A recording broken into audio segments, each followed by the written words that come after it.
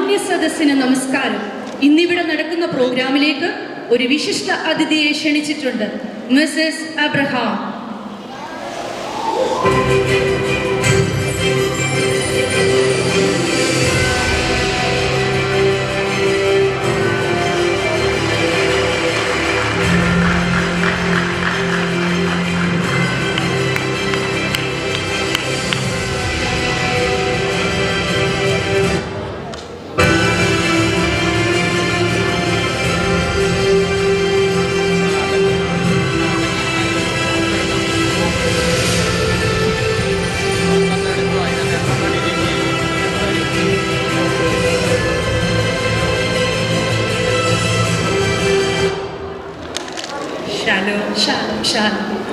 Sara അമ്മച്ചി, വളരെ സന്തോഷമുണ്ട് സോദരി സമാജത്തിന്റെ ക്ഷണം സ്വീകരിച്ച് വന്നതിന്.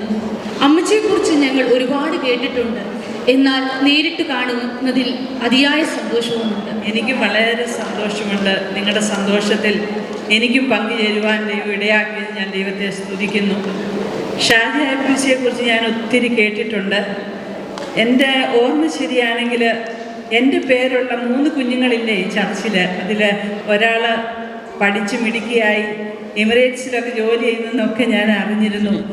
അതേ അമ്മച്ചി, ഒരാളിപ്പോൾ പഠിച്ച് ജോലിയൊക്കെയായി, ബാക്കി 2 പേരും കൊച്ചു മിടുക്കികളാണ്. അമ്മച്ചിയുടെ സൗന്ദര്യത്തെക്കുറിച്ചൊക്കെ ഞങ്ങൾ കേട്ടിട്ടുണ്ട്. എൻ്റെ സൗന്ദര്യത്തെക്കുറിച്ചൊന്നും പറയണ്ട മോളെ. എൻ്റെ അബ്രഹാപ്പച്ചൻ എന്നെ എങ്ങും വിടത്തില്ലായിരുന്നു. എൻ്റെ അച്ഛന് ഞാൻ എപ്പോഴും എന്നെ എങ്ങും വിടാതെ വീട്ടിലെ ഇരുത്തത്തേ ഉണ്ടായിരുന്നു. അതുകൊണ്ട് ഒത്തിരി പ്രശ്നങ്ങൾ ഞങ്ങളുടെ ജീവിതത്തിൽ ഉണ്ടായിട്ടുണ്ട്. അതെന്താണ് അമ്മച്ചി, ഒന്ന് ഷെയർ ചെയ്യാമോ? മോളുടെ പേരെന്തുവാ? റിൻസി. ഓക്കെ, എൻ്റെ റിൻസി മോളെ, ഞങ്ങൾ ഇടയ്ക്കിടയ്ക്ക് ടൂറിന് പോകും. ടൂറിന് പോകുന്ന ഉടനെ ഒരു പ്രാവശ്യം ഞാനും അബ്രാച്ചാനും കൂടെ ഒരു ടൂറിന് പോയി. അവിടെ ചെന്നപ്പോൾ അബ്രാച്ചാന് പേടിയായിരുന്നു എന്നെ ആരെങ്കിലും തട്ടിക്കൊണ്ട് പോകുമോന്ന്. അതുകൊണ്ട് എല്ലാവരോടും പറഞ്ഞു ഞാൻ സിസ്റ്ററാണ്. എന്തോ സംഭവിച്ചെന്നറിയാമോ? എല്ലാവരും അച്ഛനെ പേടിച്ചതുപോലെ തന്നെ എന്നെ ആ രാജാവ് കിഡ്നാപ്പ് ചെയ്തുകൊണ്ട് പോയി. എന്നിട്ട് ഏതായാലും ദൈവം ഞങ്ങളെ സൂക്ഷിച്ചു. സ്തോത്രം. അമ്മച്ചിയുടെ ഫാമിലി ലൈഫ് ഒക്കെ എങ്ങനെ ഉണ്ടായിരുന്നു? ഇപ്പോഴത്തെ ജനറേഷൻ അത് കേൾക്കുവാൻ ആഗ്രഹമുണ്ട്. എൻ്റെ ഫാമിലി ലൈഫിന് വളരെ സന്തോഷമായിരുന്നു മോളെ. എൻ്റെ അബ്രാച്ചൻ എന്നെ സായനെ വിളിക്കത്തുള്ളൂ. ഞാനാണെങ്കിൽ അബ്രാച്ചനെ യജമാനെന്ന് വിളിക്കും. അങ്ങനെ ഞങ്ങളുടെ ജീവിതത്തിൽ ഒത്തിരി ടെസ്റ്റ് മണികളുണ്ട്. അതൊന്ന് ഷെയർ ചെയ്യാമോ? തീർച്ചയായിട്ടും. ഞങ്ങൾ വിവാഹം കഴിച്ച് അനേക നാളുകൾ ഞങ്ങൾക്ക് കുഞ്ഞുങ്ങളില്ലായിരുന്നു. എനിക്ക് 90 വയസ്സായി. അബ്രഹാം അച്ഛനാണെങ്കിൽ 99 വയസ്സും. എല്ലാ പ്രതീക്ഷയും ഇട്ടിരിക്കുന്ന സമയത്ത് ഞങ്ങളുടെ വീട്ടിൽ ചില അതിഥികൾ വന്നു. അത് ആരായിരുന്നു അമ്മച്ചി? അത് ദൈവദൂതന്മാരായിരുന്നു. അവർ ഞങ്ങളുടെ വീട്ടിൽ വന്നപ്പോഴേ ഞങ്ങൾക്ക് അറിയില്ലായിരുന്നു അവർ ദൈവദൂതന്മാരായിരുന്നു. എൻ്റെ അച്ഛനാണെങ്കിൽ ഒത്തിരി ഒത്തിരി സൽക്കരിക്കുന്നവരാണ്. അതുപോലെ വളരെ ഭക്തിയുള്ളൊരു മനുഷ്യനായിരുന്നു. അമ്മച്ചി അന്ന് വീട്ടിലുണ്ടായിരുന്നില്ലേ? ഞാനവിടെ ഉണ്ടായിരുന്നു. പക്ഷേ എന്നെ പെട്ടെന്ന് സാന്നൊന്ന് വിളിച്ചു.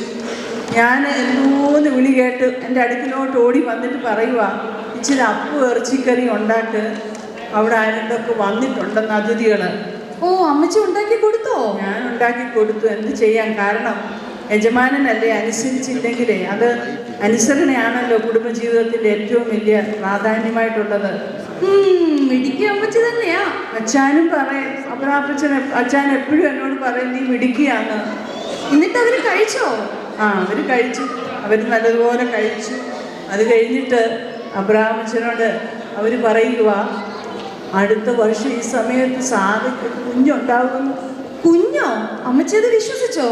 എൻ്റെ മോളെ, ഞാൻ വിശ്വസിച്ചില്ല. ഞാൻ കമന്ന് കിടന്നങ്ങ് ചിരിച്ചു. പക്ഷെങ്കിൽ അപ്പോൾ പെട്ടെന്ന് ഞാനങ്ങ് വിശ്വസിച്ചു. എന്ത് സംഭവിച്ചെന്നറിയാമോ? അടുത്ത വർഷം ഞങ്ങൾക്ക് അബ്രഹാം അച്ഛനെ പോലെ ഒരു കുഞ്ഞിനെ ദൈവം തന്നു. അതാണോ ഐസക് മോൻ? അതാ ഐസക് മോന്. ഐസക് മോനെ കുറിച്ച് ഒത്തിരി എനിക്ക് പറയാനുണ്ട്. ഒരുപാട് സാക്ഷ്യം എൻ്റെ ജീവിതത്തിലുണ്ട്.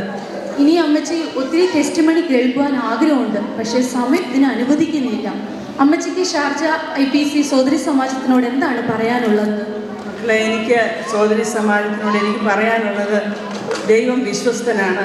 വാഗ്ദത്തം ചെയ്തിട്ടുണ്ടെങ്കിൽ അവനത് നിവർത്തിക്കും.